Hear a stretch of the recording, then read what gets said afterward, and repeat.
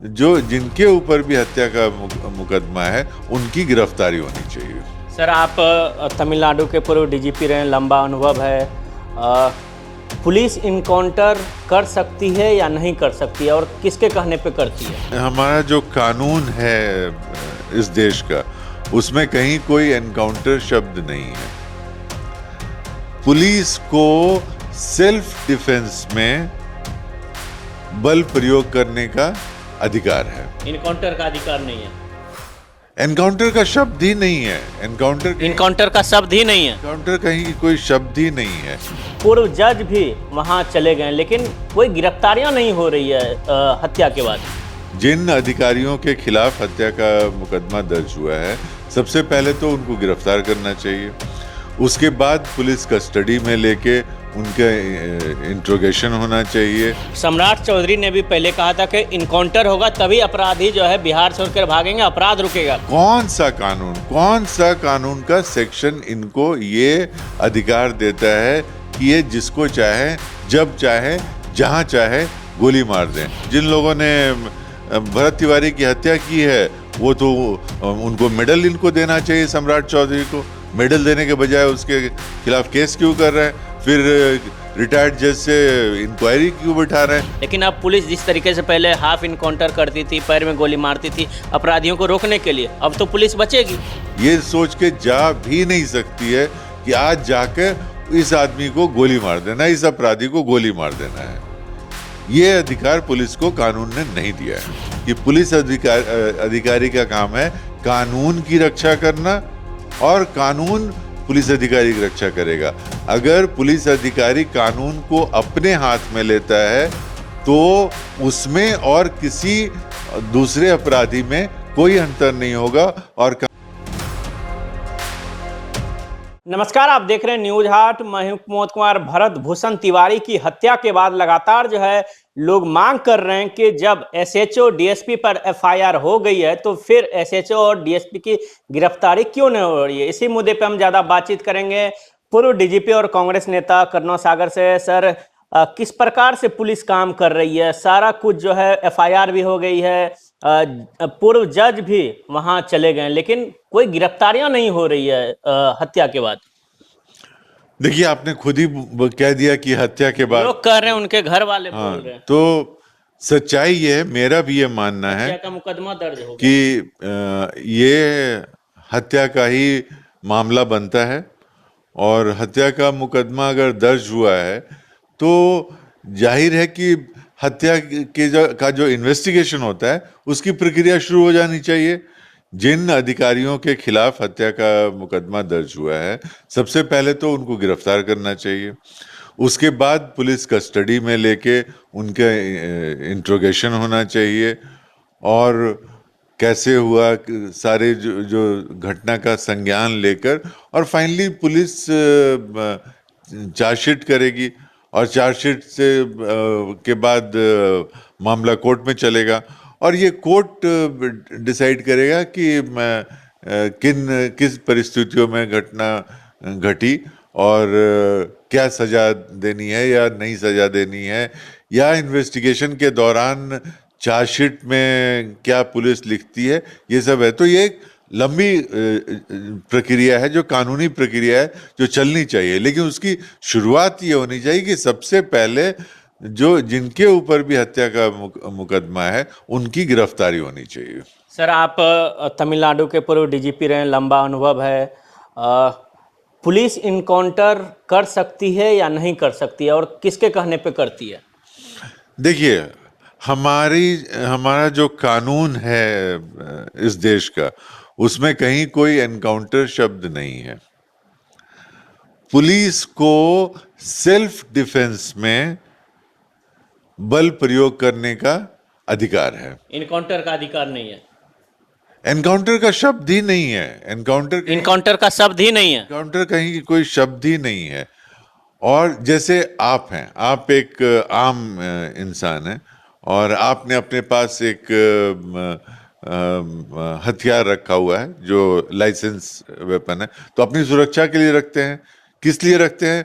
कि अगर कोई ऐसी स्थिति आएगी तो आप उसका प्रयोग करेंगे। बिल्कुल। तो इसका मतलब कानून आपको किसी और के ऊपर गोली चलाने का भी अधिकार देता है, लेकिन उसके लिए स्थिति बनाई गई है कि आप ऐसा नहीं, अगर आप अपने लाइसेंस वेपन से किसी को जाके ऐसे गोली मार देते हैं तो आप पर हत्या का मुकदमा होगा। लेकिन आपके ऊपर हमला हुआ, आपके ऊपर गोलियां चल रही हैं, तो अगर आप अपनी सुरक्षा में गोली चलाते हैं तो वो कानून के निगाहों में वो सेल्फ डिफेंस के लिए फायरिंग होगी और आपके ऊपर कोई मामला नहीं बनता है। तो पुलिस भी जाती है तो किसी भी अपराधी को गिरफ्तार करने के लिए जाती है। वो ये नहीं सोच के जाती है, ये सोच के जा भी नहीं सकती है कि आज जाकर इस आदमी को गोली मार देना, इस अपराधी को गोली मार देना है। ये अधिकार पुलिस को कानून ने नहीं दिया है। सर, इस तरीके के जो हत्या हुई है, इनकाउंटर जो लगातार पुलिस के तरफ से कहा जा रहा है, लेकिन सम्राट चौधरी ने भी पहले कहा था कि इनकाउंटर होगा तभी अपराधी जो है बिहार छोड़कर भागेंगे, अपराध रुकेगा।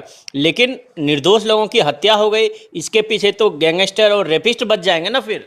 देखिए, सम्राट चौधरी जी की खुद एक आपराधिक छवि रही है, अपराध से उनका एक पुराना संबंध है, इसलिए उनकी एक ऐसी भाषा है। और दूसरा, कानून के बारे में वो कुछ जानते नहीं है, ये बात साफ इस भाषा से दिख रही है। वो कह रहे हैं कि एनकाउंटर होगा, ठीक है। कोई पुलिस जाके जैसे भरत तिवारी को मार दिया, आज उस पुलिस वालों के खिलाफ हत्या का मुकदमा क्यों दर्ज कर रहे हैं? अगर एनकाउंटर होना चाहिए और एनकाउंटर जायज है, एनकाउंटर पॉलिसी इनकी है कि सभी को गोली मारेंगे, तो कौन सा कानून का सेक्शन इनको ये अधिकार देता है कि ये जिसको चाहे, जब चाहे, जहां चाहे गोली मार दें? और अगर यही है तो जो जिन लोगों ने भरत तिवारी की हत्या की है वो तो उनको मेडल इनको देना चाहिए, सम्राट चौधरी को। मेडल देने के बजाय उसके खिलाफ केस क्यों कर रहे हैं? फिर रिटायर्ड जज से इंक्वायरी क्यों बिठा रहे हैं? फिर तो इंक्वायरी का कोई मतलब ही नहीं है। अगर मुख्यमंत्री ये कहता है कि हर तरह का एनकाउंटर जायज है, तो फिर ये रिटायर्ड जज को बिठा के आप क्या करना चाहते हैं, क्या सिद्ध करना चाहते हैं, लोगों के सामने क्या दिखाना चाहते हैं?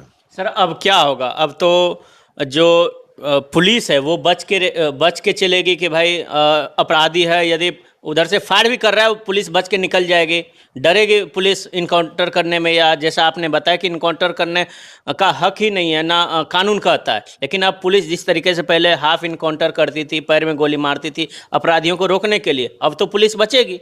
ये बहुत बड़ी गलतफहमी है कि पुलिस हाफ एनकाउंटर कर सकती है, फुल एनकाउंटर कर सकती है।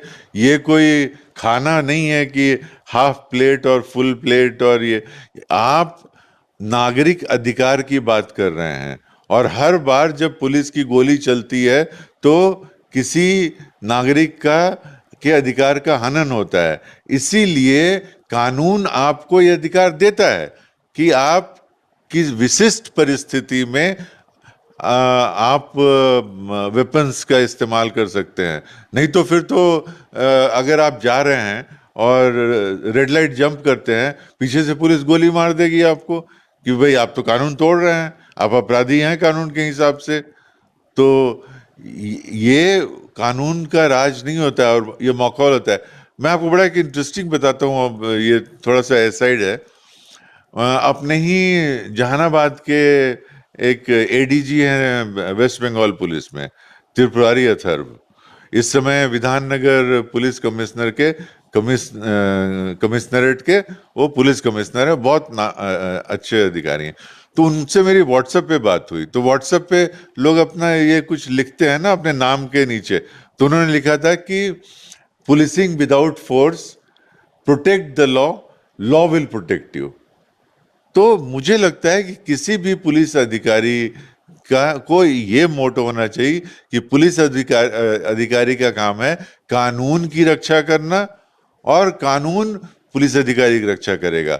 अगर पुलिस अधिकारी कानून को अपने हाथ में लेता है तो उसमें और किसी दूसरे अपराधी में कोई अंतर नहीं होगा और कानून की निगाहों में वो भी अपराधी होगा, उसको भी सजा मिलेगी, उसको भी उन सभी प्रक्रिया से गुजरना पड़ेगा जिसे जो किसी भी अपराधी के लिए है। फिर एक आखिरी सवाल, जिस प्रकार से पुलिस ने ये जो हत्या की है उसके बाद से जाति धर्म का बंधन तोड़ के पूरे बिहार और देश भर के लोग एकजुट हो रहे हैं और उस परिवार के प्रति संवेदना प्रकट कर रहे हैं कि जो हुआ वो गलत हुआ। इससे पहले कई सारे इनकाउंटर्स हुए, हाफ इनकाउंटर्स हुए, लोग कुछ नहीं बोल रहे, लेकिन भरत भूषण तिवारी के मामले में एकजुट हो गया पूरा बिहार। देखिए, बात किसी व्यक्ति विशेष की नहीं है, बात है कि किन परिस्थितियों में भरत तिवारी की हत्या की गई पुलिस के द्वारा। और जैसा हमने कहा कि जब अगर इस समय लोग उठ नहीं खड़े होंगे, लोग अपनी आवाज मजबूत नहीं करेंगे, तो फिर पुलिस बेलगाम हो जाएगी, कानून का शासन नहीं रहेगा, संविधान के आधार पर प्रशासन नहीं चलेगा, उसके बाद एक अराजकता हो जाएगी और पुलिस जिसको चाहेगी उसको मारेगी। आज भरत तिवारी है, कल वो कुमोद यादव हो सकते हैं, परसों वो अभिनव शर्मा हो सकते हैं। चलिए, ये थे हमारे साथ बातचीत करने के लिए पूर्व डीजीपी और कांग्रेस नेता करुणा सागर जी। आप देखते रहिए न्यूज़ 8।